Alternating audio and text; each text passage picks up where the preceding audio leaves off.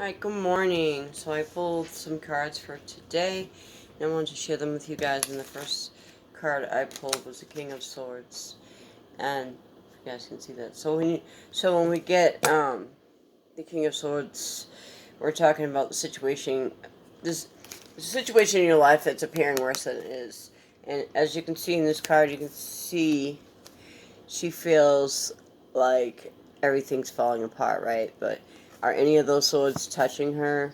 They're not actually touching her. So this, I feel like this is a big inner conflict where things are, they appear worse than they actually are.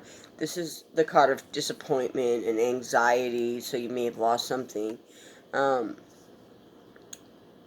I feel like her thoughts, the fear is a great burden, right? And her negative thoughts are causing more problems than the actual problems that are actually happening, right? And as you can see, there's an owl here in the window. I don't know if you guys can see that right there. See the little owl? And the owl symbolizes seeing matters clearly, right? Um, so as soon as you release yourself from that anxiety and worry, you're gonna you're gonna see things clearly, and you won't be blinded by fear. Okay, so that's what we get with that card. And the card that follows that is the sun, right? So that's good omen in itself. And the sun talks about happiness and success and triumphs, excellent relationships, right? So if we can let go of these negative thoughts and go with the symbolism of the owl and see things more clearly, we bring in the sun, which is going to bring us happiness, success, triumphs, right? And then the next card we get is the Emperor, and the Emperor is a good omen for business, right?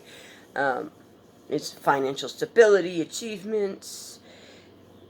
Just remember here, I'm getting to make your decision based on facts, not emotion, like here, right? So make your decisions based on facts and don't be influenced by your emotions. And this could also symbolize that there's a powerful man in your life. So just remember to let go of those worries, right? And um, base your decisions based on make your decisions based on facts. And then right after the Emperor, we get the Star card, and the Star talks about um, this is the card of optimism, right? Good things are coming, right?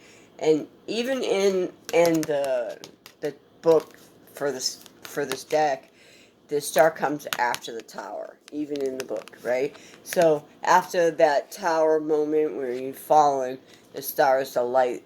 You see the light at the end of the tunnel, right? As you can see the big light, and she's even got a star in one of her. Is it a star? Or that's part of the clock. Anyways, it looked like a star to me, even in the cup that she's trying to give and take from the water, right? Um, so the star card reminds us to have faith that better times are ahead, to believe in ourselves, to leave the past behind us, and to move forward, right? So, make choices, um, not not by emotion, but by actual. What do I want to say? So basically, believe in yourself. Success is attainable. You just have to have the confidence to leave the past behind you, right? And then the next card we get is the Hermit, and the Hermit talks about careful thought and contemplation, right? To to withdraw from the outside world. You have all the answers that you need within you, right?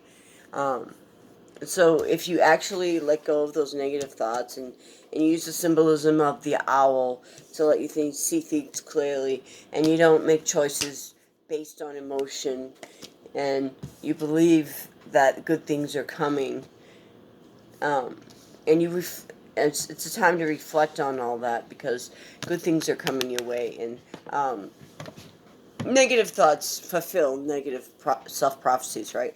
So we want to go inside and know that we have the power to heal ourselves, I feel like is what we get with the Hermit card. This is also the card of Virgo. And to me, this is the way a Virgo's mind actually works. Is Virgos tend to dwell on things that, or make up, or something happens to a Virgo, they have a story inside of their head of how it's so terrible, right? And how it's going to fall down. And in actuality, it's not even nearly as bad as the Virgo portrays it to be in their mind, right? And then the last card we get here is the Queen of Pentacles. And the Queen talks about being wealthy, and this symbolizes an independent career woman, or independent, afraid to get hurt again. So she just concentrates on her pentacle, right? And she's like, fuck everybody else. I don't need none of that. I got myself. I got my money. Success well deserved. She takes care of the details. The Queen of Pentacles is kind of like the Queen of Wands. However, the Queen of Pentacles pays attention to the details. That's why she usually goes further in business and career, right? So this is success well deserved, okay? So you've been through the ringer, and this is the silver lining at the end of the tunnel, right? And that's that. And I've got I picked up a few extra decks the other day, and so I've got the fairy deck, which I believe, and yeah, I've got the fairy deck and some angel oracle deck. So I'm gonna pull a card from each deck for the exiting energy today, and then that'll be it. I got my job interview today, so hopefully this is like good omen for that.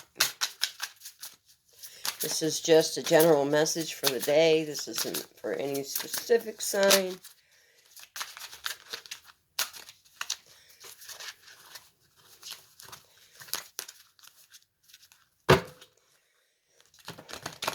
And as I looked up, I saw 722. 7's a good luck number, and 22 is like duality. It's talking about, 2 to me is always talking about twin flames, right? And the card that I pulled here is the 9 of Earth. And 9 talks about endings, right? And starting of new beginnings. So enjoying life's little luxuries, spending quiet time alone, successful self-employment. So this is kicking off of the Hermit card, like going within, spending time alone, enjoying life's little luxuries, like quiet time, right? Quiet reflection, things of that sort. And let's get a card over here from the fairies. Is this the fairy deck?